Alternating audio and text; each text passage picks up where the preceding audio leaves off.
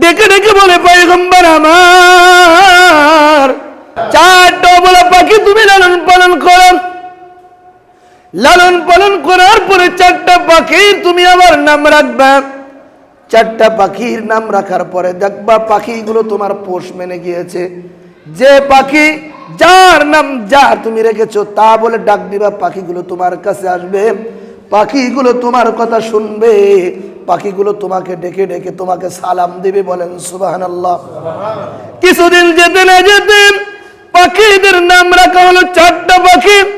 প্রত্যেকটা পাখির একটা আলাদা নাম। পয়গম্বর পাখিগুলো ডাকে, অমুক পাখি, পাখি চলে আসে, অমুক পাখি, পাখি চলে আসে। কিছুদিন পরে আল্লাহ পাক আবার অর্ডার করলেন যে চারটা পাখি তোমার পোষ মেনে গেছে, চারটা পাখি তুমি জবাই করে ফেলো। চারটা পাখি তুমি জবাই করো। জবাই করে হলাম পাখিগুলো জবাই করার পরে আল্লাহ পাক অর্ডার করলেন চারটা পাখির গোশত আলাদা আলাদা করবা না। চারটা পাখির গোশতগুলো তুমি একত্রিত করবা কুরবানির গোশত বন্টনের মতো। সমস্ত পাখির গোশতগুলো আলাদা করবা, যাতে করে চেনা না যায় এটা অমুক পাখির গোশত, এটা অমুক পাখির গোশত। এটা যেন তুমি বুঝতে না পারো। চারটা পাখির গোশত একসাথে কিমা করে ফেলো। এই চারটা পাখির গোশত একসাথে করে চারটা খণ্ড তুমি করো। চারটা ভাগ করে চারটা পাহাড়ের উপরে তুমি রেখে আসো। নবী আলাইহিস সালাম চারটা পাখির গোশত একত্রিত করে চার খণ্ড করে চার পাহাড়ে রাখলেন। আল্লাহ পাক অর্ডার করলেন যে পাখির যে নাম তুমি রেখেছিলা প্রত্যেকটা এক এক করে চারটা পাখির নাম ধরে তুমি ডাক দিবা। নবী চারটা পাখির নাম বলে বলে ডাক দিতে দেরি এক পাহাড়ে অমুক পাখির গোশত, আর এক পাহাড়ে অমুক পাখির গোশত। একই পাখির গোশত চারটা পাহাড়ের ভিতরে মিলে আসে না নাই? আরো জোরে বলেন আছে না নাই? আল্লাহ পাক বলছে তুমি ডাকবা অমুক পাখি, পাখিকে তুমি নাম ধরে ডাকতে দেরি প্রত্যেকটা চারটা পাহাড় থেকে গোশত মাংস হাড্ডিগুলো একত্রিত হয়ে পাখিগুলো তোমার কাছে আসতে দেরি করবে না। পয়গম্বর চারটা পাখি প্রথম নাম্বার পাখির নাম ধরে ডাকতে দেরি দেখলেন অমুক অমুক পাহাড় থেকে চারটা পাখির গোশত একত্রিত হয়ে ওই প্রথম পাখিতে রূপান্তরিত হতে বিন্দু পরিমাণ সময় দেরি করে নাই। সুবহানাল্লাহ। সেই রবের নাম কি একটু জোরে বলেন, আরো জোরে বলেন। রবের নাম কি? আল্লাহ রাব্বুল আলামিন বলেন এক নাম্বার ঈমান আনতে হবে আমানতু বিল্লাহ। এক নাম্বার ঈমান আনতে হবে আমি রবের প্রতি ঈমান। আল্লাহকে দেখা যায় না, কিন্তু আল্লাহকে না দেখে বিশ্বাস করা যে আল্লাহ একজন আছে। আল্লাহ আমার খাওয়ায়, আল্লাহ আমার পালে, আল্লাহ আমার বিপদ থেকে উদ্ধার করে, আল্লাহ আমাকে সমস্ত খারাপ ইয়ার থেকে হেফাজত করে, আল্লাহ আমার মাল দিছে, আল্লাহ আমার সম্পদ দিছে। এক কথায় আল্লাহকে না দেখে আল্লাহর প্রতি ঈমান আনতে হবে। এটার নাম হচ্ছে আমানতু বিল্লাহ। এই অবস্থায় যদি এক নাম্বার আল্লাহকে না দেখে বিশ্বাস স্থাপন কলবের ভিতরে করা যায় তাহলে আল্লাহর প্রতি ঈমান চলে আসবে। দুই নাম্বার ওয়া মালাইকাতিহি, দ্বিতীয় নাম্বার ঈমান আনতে হবে আল্লাহ পাক দুনিয়ার জমিনে এবং আসমানে যত ফেরেশতা আল্লাহ পাক সৃষ্টি করেছে ওই প্রত্যেকটা ফেরেশতার প্রতি পুঙ্খানো ঈমান আনতে হবে।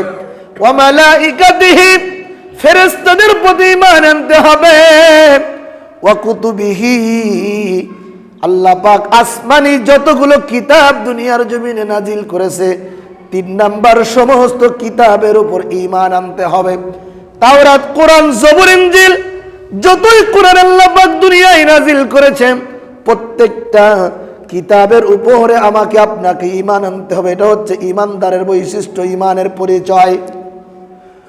চতুর্থ নাম্বার রাসূলিহি, যত রাসূল আল্লাহ পাক সাইয়্যিদিনা বাবা আদম আলাইহিস সালাম থেকে নিয়ে এই মুহূর্ত পর্যন্ত আখিরি জামানার নবী পয়গম্বর সাল্লাল্লাহু আলাইহি ওয়াসাল্লাম পর্যন্ত যত নবী আমার আল্লাহ দুনিয়ার জমিনে পাঠিয়েছে প্রত্যেকটা নবীর উপরে পুঙ্খানো ঈমান আনতে হবে। আচ্ছা বলেন, নবীকে কি আমরা দেখেছি কোনোদিন? আরো জোরে বলেন। নবীকে দেখি নাই, কোন নবীকে তোমরা দেখে নাই, কিন্তু আল্লাহ পাক বলেন প্রত্যেকটা নবীকে না দেখে আদম আলাইহিস সালাম সত্য নবী, মুসা আলাইহিস সালাম সত্য নবী, ঈসা আলাইহিস সালাম সত্য নবী, নূহ আলাইহিস সালাতু ওয়াস সালাম সত্য নবী, ইব্রাহিম পয়গম্বর সত্য নবী, ইসমাঈল পয়গম্বর সত্য নবী, মুহাম্মদুর রাসূলুল্লাহ সত্য নবী। প্রত্যেকটা নবীর উপরে ঈমান আনতে হবে। প্রত্যেকটা নবীর উপর যদি ঈমান আনা হয় তাহলে ওয়া রুসুলিহি, সব রসুলের উপরে ঈমান আনা হয়ে যাবে। আমি একজন খাঁটি ঈমানদার হয়ে যাব। বলেন সুবহানাল্লাহ। ওয়াল ইয়াউমিল আখির, আখিরাতের উপর বিশ্বাস করতে হবে। আখিরাত আছে, কিয়ামতের ময়দান কায়েম হবে, মৃত্যুর পর আখিরাতে যেতে হবে, আখিরাতের উপরে বিশ্বাস করতে হবে। ওয়াল ইয়াউমিল আখির ওয়াল কদরি খাইরিহি, ভালো মন্দ তকদির প্রত্যেকটা বিষয়ের উপরে ঈমান আনতে হবে। ওয়াল ইয়াউমিল আখির ওয়াল কদরি খাইরিহি ওয়া শাররিহি মিনাল্লাহি তাআলা ওয়াল বাসি বাদাল মাউত। সপ্তম নম্বরে মৃত্যুর পরে যে আবার পুনরায় জীবিত হব, এটার প্রতি আমাকে আপনাকে ঈমান আনতে হবে। বলেন সুবহানাল্লাহ। এই 7টা বিষয়ের উপরে ঈমান আনতে হবে। আমানতু বিল্লাহ ওয়া মালাইকাতিহি ওয়া কুতুবিহি ওয়া রুসুলিহি ওয়াল ইয়াউমিল আখির ওয়াল কদরি খাইরিহি ওয়া শাররিহি মিনাল্লাহি তাআলা ওয়াল বাসি বাদাল মাউত। এই 7টা বিষয়ের উপরে পুঙ্খানুপুঙ্খানু ঈমান আনার নাম হচ্ছে একজন ঈমানদার। বলেন সুবহানাল্লাহ।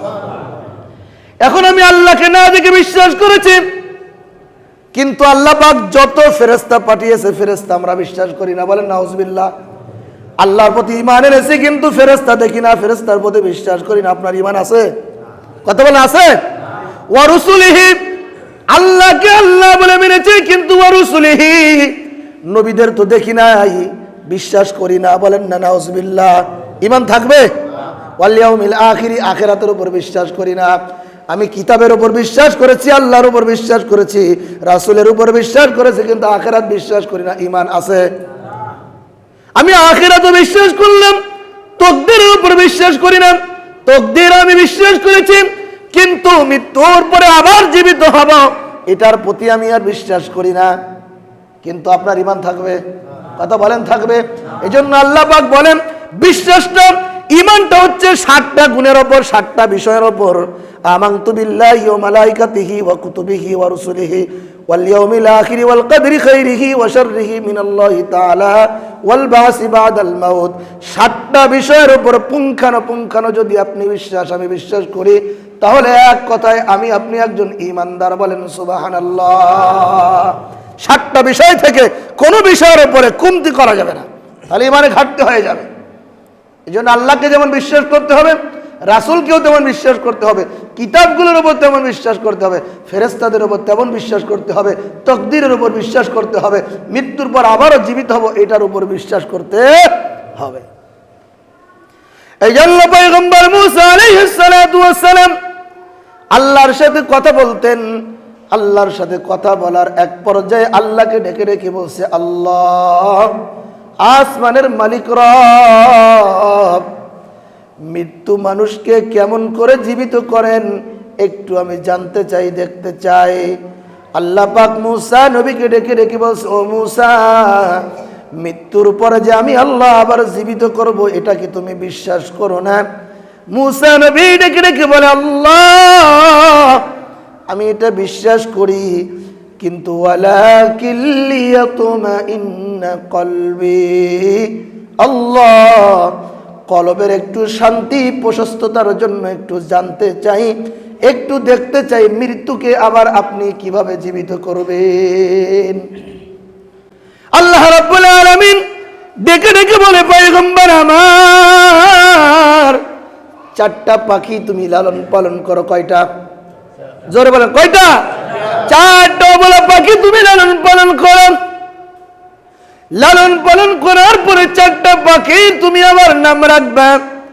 4টা পাখির নাম রাখার পরে দেখবা পাখিগুলো তোমার পোষ মেনে গিয়েছে। যে পাখি যার নাম যা তুমি রেখেছো তা বলে ডাক দিবা, পাখিগুলো তোমার কাছে আসবে, পাখিগুলো তোমার কথা শুনবে, পাখিগুলো তোমাকে ডেকে ডেকে তোমাকে সালাম দিবে, বলেন সুবহানাল্লাহ। কিছুদিন যেতে না যেতে পাখিদের নাম রাখা হলো 4টা পাখি, প্রত্যেকটা পাখির একটা আলাদা নাম। পয়গম্বর পাখিগুলো ডাকে অমুক পাখি, পাখি চলে আসে, অমুক পাখি, পাখি চলে আসে। কিছুদিন পর আল্লাহ পাক আবার অর্ডার করলেন যে 4টা পাখি তোমার পোষ মেনে গেছে, 4টা পাখি তুমি জবাই করে ফেলো, 4টা পাখি তুমি জবাই করো হলো। পাখিগুলো জবাই করার পরে আল্লাহ পাক অর্ডার করলেন 4টা পাখির গোশত আলাদা আলাদা করবা না, 4টা পাখির গোশতগুলো তুমি একত্রিত করবা কুরবানির গোশত বন্টনের মতো। সমস্ত পাখির গোশতগুলো আলাদা করবা, যাতে করে চেনা না যায় এটা অমুক পাখির গোশত, এটা অমুক পাখির গোশত। এটা যেন তুমি বুঝতে না পারো, 4টা পাখির গোশত একসাথে কিমা করে ফেলো। এই 4টা পাখির গোশত একসাথে করে 4টা খণ্ড তুমি করো, 4টা ভাগ করে 4টা পাহাড়ের উপরে তুমি রেখে আসো। নবী আলাইহিস সালাম 4টা পাখির গোশত একত্রিত করে 4 খণ্ড করে 4 পাহাড়ে রাখলেন। আল্লাহ পাক অর্ডার করলেন যে পাখির যে নাম তুমি রেখেছিলা প্রত্যেকটা এক এক করে 4টা পাখির নাম ধরে তুমি ডাক দিবা। নবী 4টা পাখির নাম বলে বলে ডাক দিতে দেরি, এক পাহাড়ে অমুক পাখির গোশত, আর এক পাহাড়ে অমুক পাখির গোশত।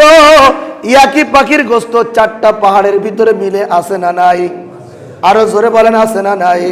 আল্লাহ পাক বলছে তুমি ডাকবা অমুক পাখি, পাখিকে তুমি নাম ধরে ডাকতে দেরি, প্রত্যেকটা 4টা পাহাড় থেকে গোশত মাংস হাড্ডিগুলো একত্রিত হয়ে পাখিগুলো তোমার কাছে আসতে দেরি করবে না। পয়গম্বর 4টা পাখি প্রথম নাম্বার পাখির নাম ধরে ডাকতে দেরি, দেখলেন অমুক অমুক পাহাড় থেকে 4টা পাখির গোশত একত্রিত হয়ে ওই প্রথম পাখিতে রূপান্তরিত হতে বিন্দু পরিমাণ সময় দেরি করে নাই। সুবহানাল্লাহ। এজন্য বলছে আল্লাহ আমি বিশ্বাস করি মৃত্যুর পরে আবার জীবন দিবেন, কিন্তু একটু অন্তরে প্রশস্ততা শান্তির জন্য একটু দেখতে চাইলাম। দেখতে পেলেন মৃত্যু থেকে আল্লাহ পাক আবারও জীবন দান করতে পারেন। কথা বলেন ঠিক কিনা? মরার পরে মৃত্যুর পরে আল্লাহ পাক আবারও জীবন দিবেন, এটার প্রতি আমার আবার আপনার বিশ্বাস আছে তো? মরার পরে আবার আপনাকে আমাকে আল্লাহ পাক এমন ভাবে জীবিত করবেন। কথা বলেন ঠিক কিনা? ওই আল্লাহ পাক এখনো আছেন যে আল্লাহ পাক একজন ধনী থেকে ফকির বানায় দেয়, ফকির থেকে একজন বাদশা বানায় দেয়, একজন মুসিহ থেকে একজন প্রাইম মিনিস্টার বানায় দেয়। ওই আল্লাহ এখনো আছেন যে আল্লাহ আপনাকে সমস্ত মানুষের মধ্যে ইজ্জত দিতে পারেন। আবার ওই আল্লাহ এমন আছেন সমস্ত মানুষের মধ্যে রাজা থেকে আবার বেইজ্জতি করতে পারেন। কথা বলেন আছে না নাই? এই জন্য মৃত্যুর পরে যে আবার জীবন দিবে এই জীবনের উপর বিশ্বাস স্থাপন করতে হবে, এটার নাম হচ্ছে ঈমান। তাহলে কি বললাম? কয়টা বিষয়ের উপর ঈমান আনবেন? 7টা বিষয়। কয়টা? 7টা। এটা সবসময় মাথায় রাখবেন যে 7 বিষয় থেকে যদি কোনো একটা বিষয় ত্রুটি হয়ে যায় তাহলে কিন্তু ঈমানে ঘাটতি হয়ে যাবে। বড় সমস্যা। 7টা বিষয়ের উপরে পুঙ্খানো আল্লাহ পাক আমাদের সবাইকে ঈমান আনা তৌফিক দান করেন। সবাই বলছে আমিন। আর যারা ঈমান আনবে এই ঈমানদাররা জান্নাতে যাবে। কোথায়? একটু জোরে বলেন না, কোথায়? আমার গলার অবস্থাও ভালো না, মাইক সেটের অবস্থাও ভালো না, এজন্য একটু কষ্ট হচ্ছে কথা বলতে। সহজে আপনারা বুঝবেন। 7টা বিষয়ের উপর যারা ঈমান আনবে এই ঈমানদাররা যাবে কোথায়? আরো জোরে বলেন কোথায়? আমরা সবাই জান্নাতে যেতে চাই তো ইনশাল্লাহ। জাহান্নামে কি কেউ যেতে চান নাকি? কেউ আছেন যে হুজুর আমি জাহান্নামে যাব? কেউ না। একজন বোকাকেও জিজ্ঞাসা করলে যে নামাজ পড়ে না, সারাদিন দোকানে বসে বসে গপ গপ করে বিড়ি খায়, তারপরও তাকে যদি জিজ্ঞেস করা হয় যে জাহান্নামে যাইবানি, সে কি রাজি হবে যাইতে? সবাই জানে যে জাহান্নামটা কষ্টের জায়গা, তাই না? সবাই জানে জান্নাতটা শান্তির জায়গা। সবাই চায় যে জান্নাতে যাব। আর জান্নাতে যেতে হলে কিছু কাজ করতে হবে। আল্লাহ পাক জান্নাতে যাওয়ার জন্য কাজকে সহজ করেছেন, জাহান্নামে যাওয়ার জন্য কাজকে কঠিন করেছেন। কারণ আমার বান্দাগুলো যেন জাহান্নামে না যায়, এজন্য জাহান্নামের কাজ সহজ না কঠিন, আর আমার বান্দাগুলো যেন জান্নাতে যেতে পারে, এজন্য জান্নাতের কাজ আমি সহজ করেছি। বলেন না সুবহানাল্লাহ। কিন্তু আজকে জান্নাতে যাওয়ার পথকে আমরা কঠিন করে নিছি, আর জাহান্নামে যাওয়ার পথকে আমরা সহজ করে নিছি। তাহলে আমরা বেকুব না বুদ্ধিমান? একটু জোরে আওয়াজ দেব না, বেকুব না বুদ্ধিমান? কারণ আল্লাহ বলছেন যে আমার বান্দা বান্দীদেরকে আমি জান্নাত দিব, আর জান্নাতের রাস্তাকে আমি সহজ করেছি। আর আমার বান্দা বান্দীদেরকে আমি জাহান্নামে দিব না, বিদায় আমি জাহান্নামের রাস্তা কঠিন করেছি। আচ্ছা, বুদ্ধিমান আপনার এখানে সবাই একটু মন খুলে প্রাণ খুলে বলেন তো, যে রাস্তা সহজ সে রাস্তায় মানুষ হাঁটে, নাকি যে রাস্তা কঠিন সে রাস্তায় মানুষ হাঁটে? যে পথে ইনকাম করলে বেশি লাভবান হব সে পথে ইনকাম করে, নাকি যে পথে ইনকাম করলে কঠিন হবে সে পথে ইনকাম করে?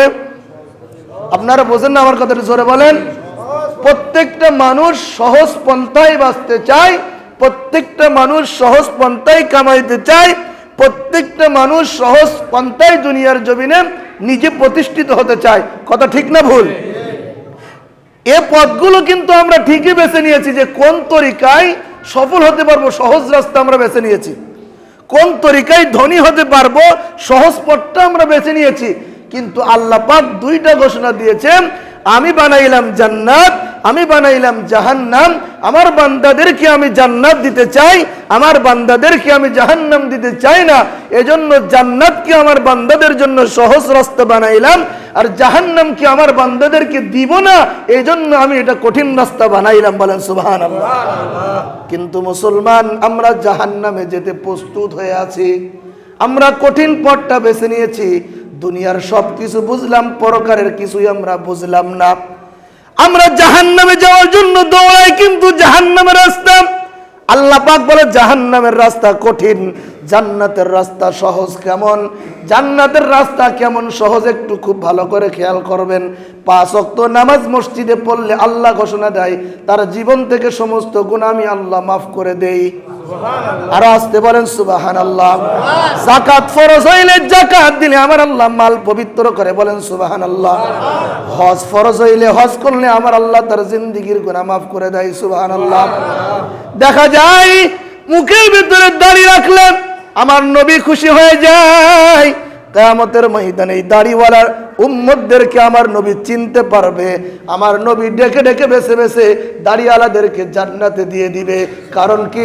আমার নবীর দাড়ি সুন্নাত, সুন্নাতকে যারা ভালোবেসে রাখলো আমার নবী এক কথাই ওই মানুষদেরকে জান্নাতে পৌঁছে দিবে। সুবহানাল্লাহ। তাহলে মুসলমান, দাড়ি রাখতে কি টাকা লাগে? একটু জোরে বলেন, টাকা লাগে। কিন্তু দাড়ি কামাইতে টাকা লাগে কি লাগে না? সপ্তাহে 2 বার ক্লিন শেভ করেন, 100 টাকা লাগে কি লাগে না? একটু জোরে বলেন, লাগে কি লাগে না? কিন্তু যদি দাড়িটা রেখে দেন টাকা লাগবে। এই জন্য দাড়ি রাখলে আল্লাহ নবী বলছে আমি সুপারিশ করে জান্নাতে নিব, আর দাড়ি কাটলে এটা তোমার মাল খরচ হবে, এটা জাহান্নামে যাইবে, এটা কঠিন। কিন্তু তুমি কঠিন রাস্তাটা বেছে নিলা, আর দাড়ি রাখলে সহজ রাস্তা জান্নাত, এটা তুমি ছেড়ে দিলা। তাহলে তুমি তো বোকা, দুনিয়ায় জান্নাতে যাইতে চাও না, জাহান্নামে চাও। ঠিক কি না? এ মুসলমান ইমানদার, আল্লাহ পাক বলে 5 ওয়াক্ত নামাজ তুমি পড়বা, তোমার জিন্দেগীর গুনাহ খাতা maaf হবে। বলেন সুবহানাল্লাহ। আচ্ছা, কেউ কি বলতে পারবেন হুজুর 5 ওয়াক্ত নামাজ আসলে মুয়াজ্জিন সাহেব 5 ওয়াক্তর বিনিময়ে 10 টাকা করে 50 টাকা চাইনি কারোর কাছে? যে মুসল্লিরা নামাজ আসলে কিন্তু 100 টাকা দেওয়া লাগবে, পরে হুজুর বলে হুজুর 5 ওয়াক্ত নামাজ পড়বেন 50 টাকা 100 টাকা করে দেওয়া লাগবে? কেউ বলেনি, কেউ কোনোদিন বলে নাই, প্রমাণও করতে পারবেন না।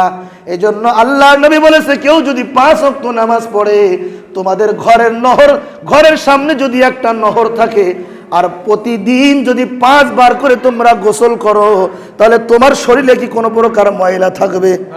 ঠিক তেমনি ভাবে বাড়ির পাশে নহরে 5 বার গোসল করলে যেমন তোমার শরীরের ভিতরে যেমন তোমার শরীরে কোনো ময়লা থাকতে পারে না, আল্লাহর নবী বলেছে 5 ওয়াক্ত নামাজ দিলাম, জোহরের নামাজ পড়বা, আসর পর্যন্ত টুকিটাকি গুনাহ হইবে।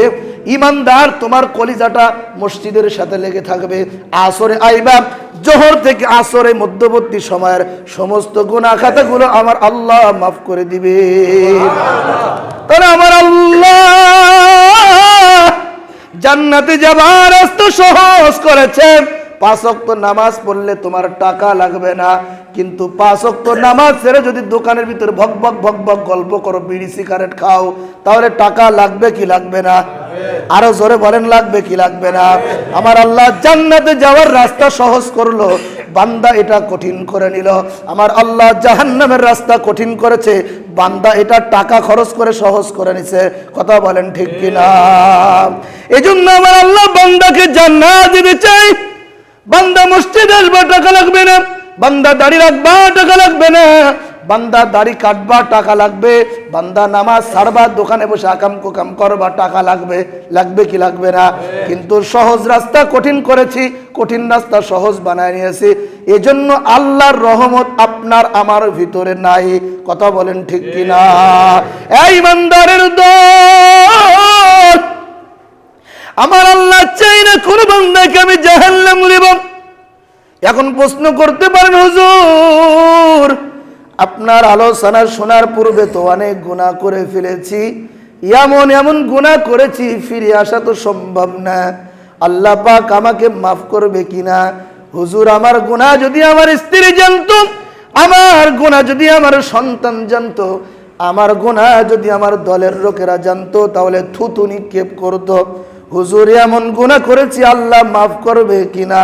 হা হা আমি বলি, তুবু ইলাল্লাহ, তওবার মতো যদি তওবা করতে পারেন, দাড়ি কাটা বাদ দিয়ে দাড়িটা যদি রাখতে পারেন, মিসওয়াক করতে পারেন, জুব্বা পরতে পারেন, সুন্নাত অনুযায়ী আমল করতে পারেন, 5 ওয়াক্ত নামাজ ধরতে পারেন, দিন কায়েমের চেষ্টা করতে পারেন, মাল দিয়েছে খরচ করতে পারেন, তাহলে আমার আল্লাহ আপনার জিন্দেগীর সব গুনাহ খাতাগুলি মাফ করে দিবে। সুবহানাল্লাহ।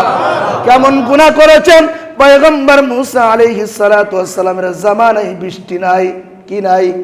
বৃষ্টি নাই। কিন্তু আপনারা সবাই জানেন আল্লাহর নবীর হাদিস, কোন এলাকায় কোন জনবসতিতে কোন জায়গায় যদি বৃষ্টি না হয়, বিভিন্ন সময় অনেক দিন অতিবাহিত হয়ে যায়, মানুষের বৃষ্টির প্রয়োজন। বৃষ্টি যদি না হয় তাহলে ইস্তেখার নামাজ পড়তে হবে, ঠিক না বে ঠিক? মাঠের ভিতরে জামাত করে ইস্তেখার নামাজ আদায় করতে হবে, বৃষ্টির নামাজ পড়তে হবে। মুসা নবীর জামানায় বৃষ্টি হয় না, মুসা নবীর জামানায় বৃষ্টি হয় না। সমস্ত কওমদেরকে ডাক দিয়েছে একটা খোলা মাঠের ভিতরে, বলেন আল্লাহু আকবার। ডেকে ডেকে বলছে বৃষ্টির নামাজ পড়তে হবে, আসুন। কারণ আল্লাহ নবীরা যদি আল্লাহর কাছে দোয়া করে, আল্লাহ নবীদের দোয়া ফিরায় না, বলেন না আল্লাহু আকবার।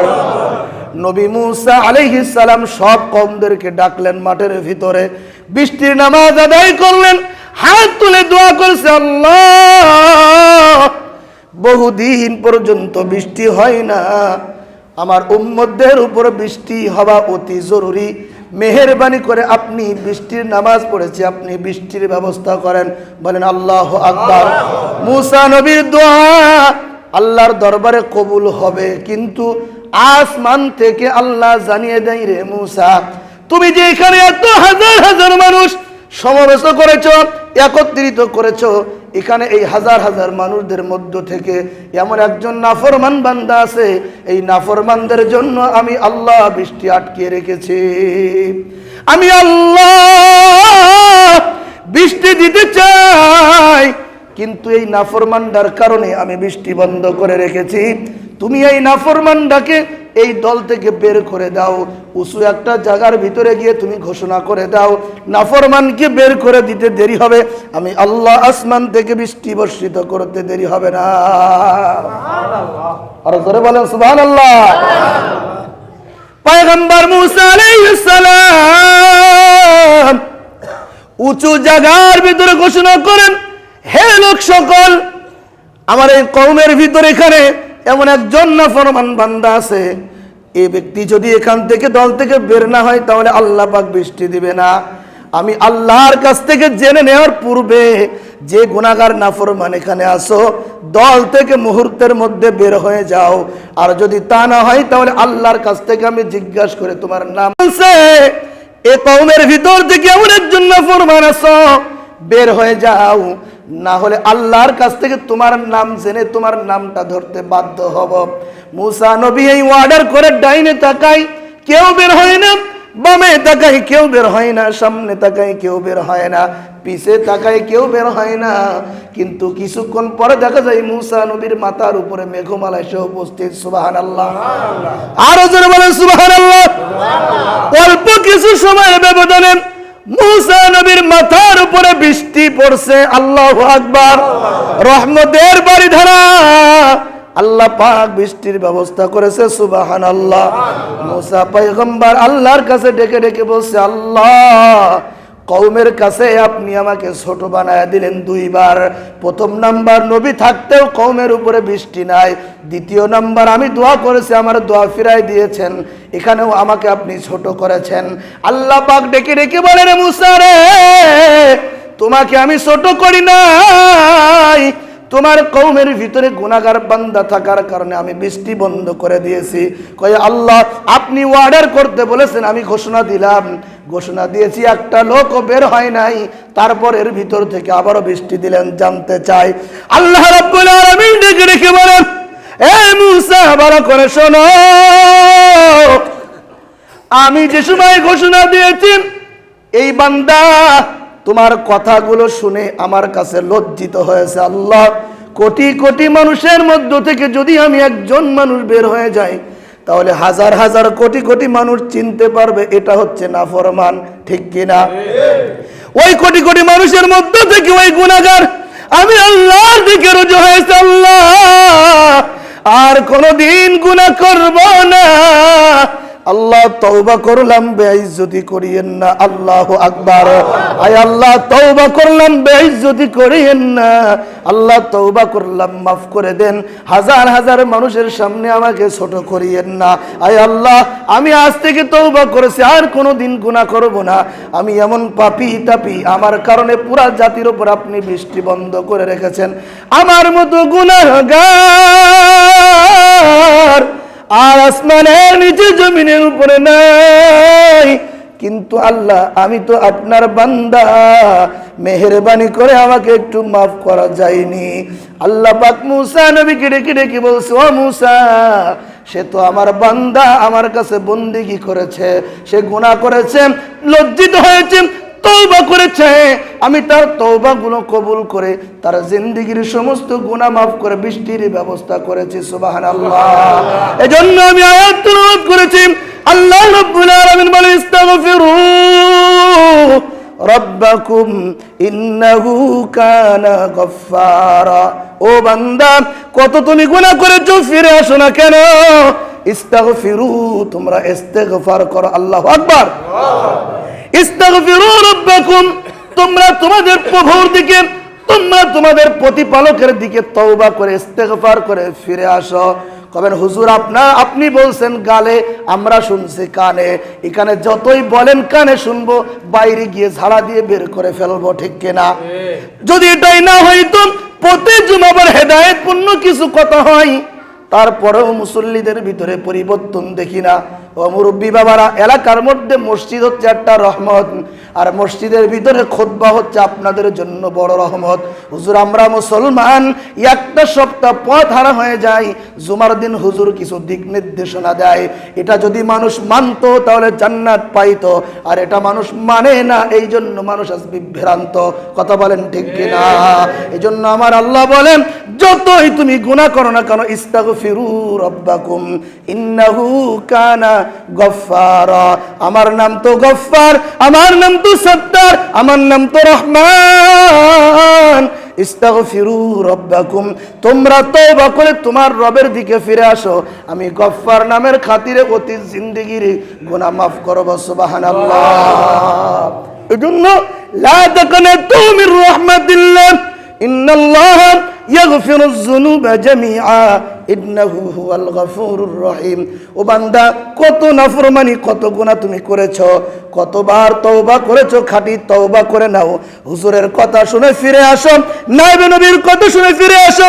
আসো, আজ থেকে ওয়াদা করো, হুজুর 5 ওয়াক্ত নামাজ ছাড়বো না, হুজুর খারাপ পথে চলবো না, খারাপ কথা বলবো না, বিড়ি সিগারেট খাবো না, হুজুর দাড়ি কামাইবো না। হুজুর, জানি না কোন সময় কার মরণ চলে আসে। অনেক যুবক দুনিয়া থেকে মৃত্যুবরণ করে কি করে না? অনেক নওজোয়ান দুনিয়ায় রেজিস্ট্রেশন করে মরে কি মরে না? অনেক বৃদ্ধ মরে কি মরে না? অনেক সময় আবার পেট থেকে গর্ভ খালাস করার সময়, প্রস্রাব করার সময় ছোট্ট মাসুম বাচ্চা মরে কি মরে না? এখন আমাদের মৃত্যুর কোনো গ্যারান্টি আসেনি, আরো জোরে বলেন আসেনি? এজন্য হুজুর আজ থেকে ফিরে আসলাম, খারাপ পথে চলবো না, কারণ বিড়ি সিগারেট খাবো না, কারণ আল্লাহ পাক জাহান্নামটা বেশিরভাগ করে মানুষের আগুন দিয়ে শাস্তি দিবে। আর দুনিয়ার জমিনে যতই আগুন দেখেন না কেন, এটা হচ্ছে জাহান্নামী আগুন। আল্লাহ বলে যে মানুষ যে যাতে বেশি ভালোবাসবে, পছন্দ করবে, আমি আল্লাহ কিয়ামতের ময়দানে তার সাথে তার হাসর নিকাশ করাবো। যেহেতু দুনিয়ার জমিনের আগুনটা জাহান্নাম থেকে এসেছে, আর মুসলমান তুমি তো আগুনকে মহব্বত করো, শুধু তা না, ওই আগুনকে তুমি ঠোঁটের সাথে লাগাইয়া চুমু লাগাও, ঠিক কিনা? চুমু খাইতে থাকো, বিড়ির মধ্যে আগুন ধরাইয়া চুমু খাইতে থাকো। আল্লাহ পাক বলছে এটা হারাম, এটা করা যাবে না, আগুনকে মহব্বত করা যাবে না। কিয়ামতের ময়দানে আগুনকে মহব্বত করে চুমু খাও, কিয়ামতের ময়দানে কিন্তু এই অবস্থায় আল্লাহর তৈরি জান্নাতে যাওয়া যাবে না। এজন্য হুজুর এতদিন যা খারাপ কাজ করেছি, নামাজ ছেড়েছি, আজ থেকে ছাড়বো না। হুজুর দাড়ি কামাইছি, আজ থেকে ছাড়বো না। হুজুর আজ থেকে দাড়ি রেখে দিব। হুজুর আজ থেকে বিড়ি খাওয়া বাদ দিয়ে দিব। হুজুর আজ থেকে সমালোচনা বাদ দিয়ে দিব। হুজুর আজ থেকে পরনিন্দা বাদ দিয়ে দিব।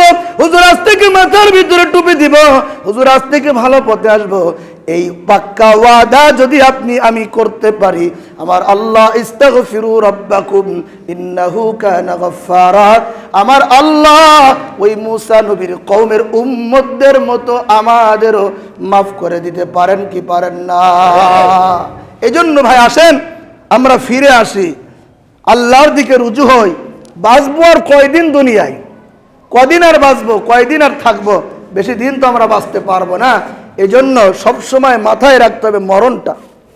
মরণটা আমার কোন সময় চলে আসে, মরণটা আমার কোন সময় হয়ে যায়। বাহাদুরি করতে করতে যদি মরে যায়, তাহলে আল্লাহর সাথে বরঞ্চ আমি তাওয়াক্কা করে মরলাম। আর যদি আমি হিংসুটে অবস্থায় মরে যাই, আর যদি আমি দাড়ি কামানো অবস্থায় মরে যাই, আর যদি নাফরমানি অবস্থায় মরে যাই, গুনাহে লিপ্ত অবস্থায় মরে, তাহলে কি জবাব আল্লাহর কাছে দেবে? এজন্য আসেন, ফিরে আসেন। আমাদের কাজটা হচ্ছে ফিরে আসা, আমাদের কাজটা হচ্ছে রবের দিকে রুজু হওয়া, আমাদের কাজটা হচ্ছে মালিকের ভালোবাসা পাওয়া।